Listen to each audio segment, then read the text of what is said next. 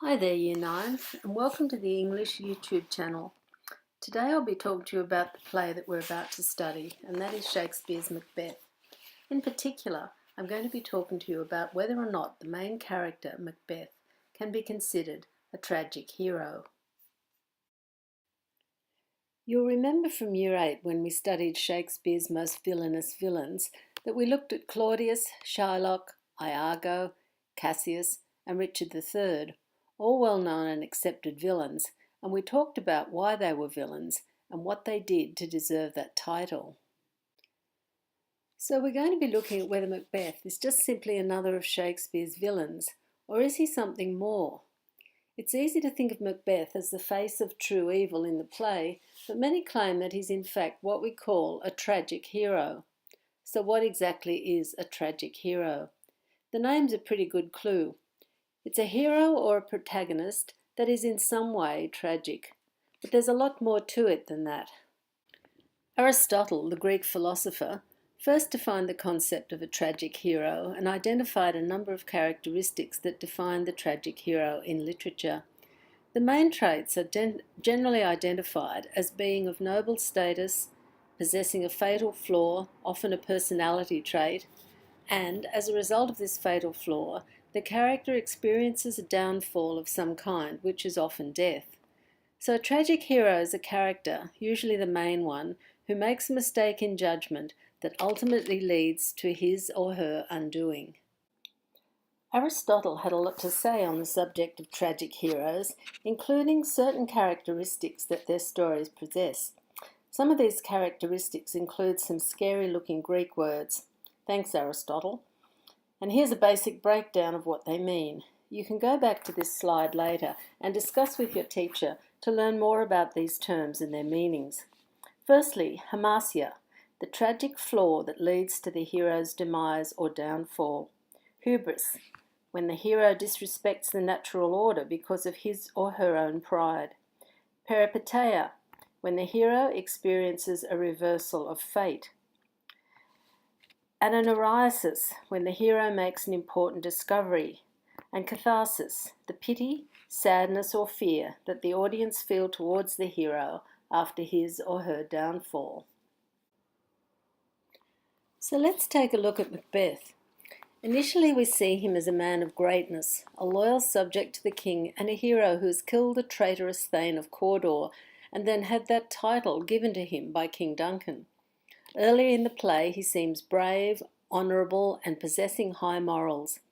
A soldier reports Macbeth's deeds, describing the battle, saying, "For brave Macbeth, well he deserves that name, disdaining fortune with his brandished steel, which smoked with bloody execution, like valour's minion carved out his passage, till he faced the slave."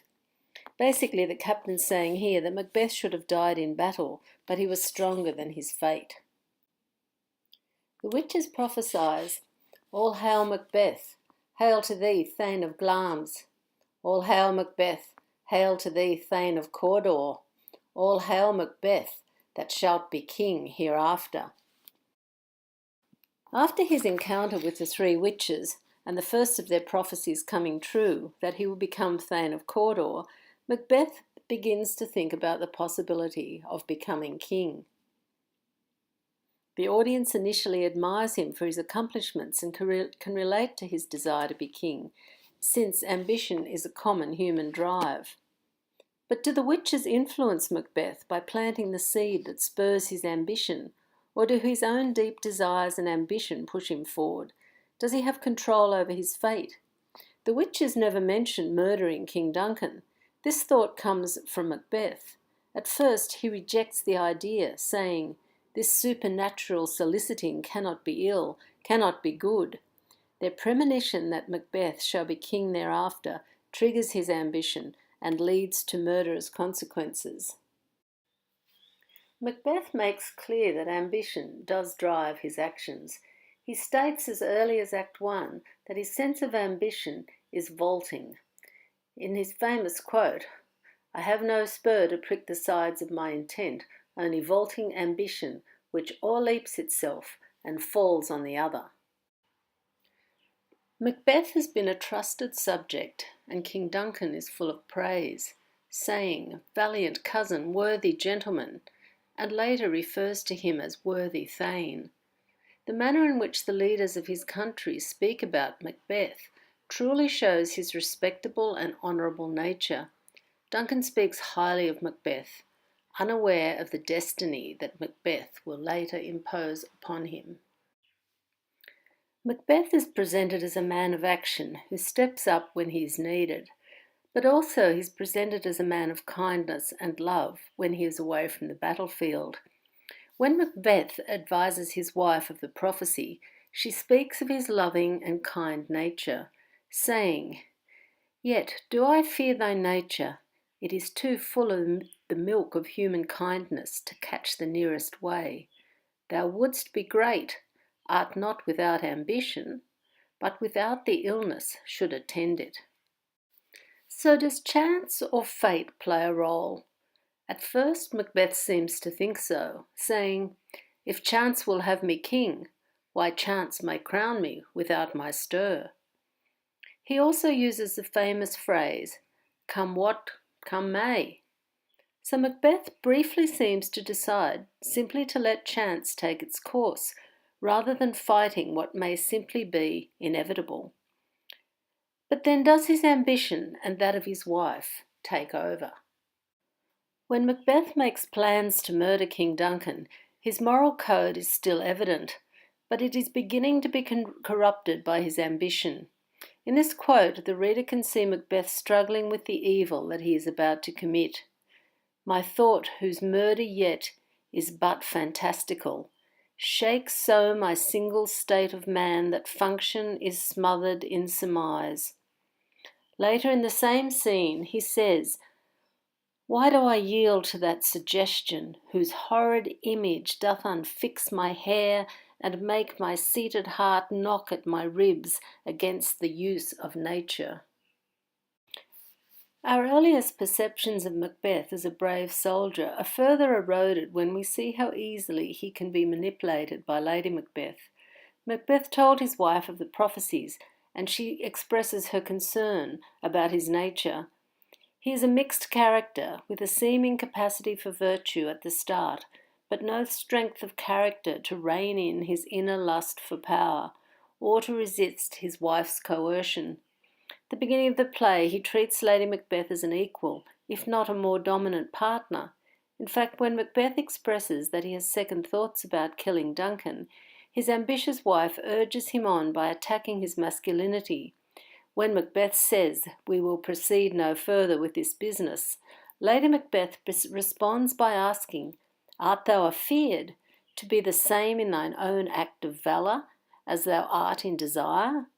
In other words, Lady Macbeth asks if Macbeth is worried that his performance of the act of murder will be as weak as his desire to kill the king.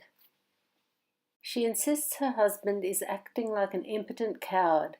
"Killing the king, like satisfying one's wife," says Lady Macbeth, "will confirm Macbeth's masculinity.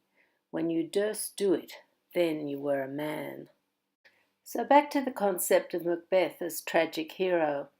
He has many flaws in his character, the most prominent being his vaulting ambition and his impressionability. After the witches told him about his bright future of nobility in Scotland, his honourable nature seems to fade and is soon replaced by a whatever it takes attitude. The witch's suggestion, combined with his lust for power, along with persuasive words from Lady Macbeth, lead to him murdering King Duncan in his sleep. Macbeth is then crowned King of Scotland, which leads later to extreme paranoia, fearing anyone with a noble bloodline as a threat to his power, as he does with Banquo's sons. By the end of the play, 4 deaths can be attributed to Macbeth's name, all murdered in hopes of protecting his kingship. His ambition blinds him from seeing the destructive path that he has created, ruling as a tyrant rather than as a noble king. So as you have seen, Macbeth certainly displays many characteristics of a Greek and a Shakespearean tragic hero. We see his rise to power and his great demise and ultimately his death. So does his vaulting ambition lead to his degeneration as a character and result finally in his ultimate downfall, death?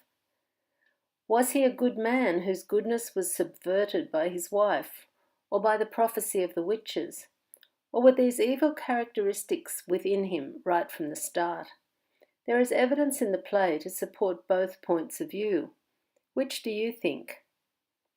Macbeth was an infamous character in Shakespeare's time as well as in the present day. With his death, he establishes himself as a tragic hero.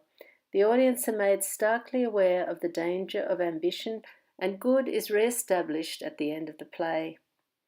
I hope this video has prompted you to think more about the character of Macbeth and helped you to form an opinion about his role as a classic tragic hero in this very famous play. Good luck with your assignments.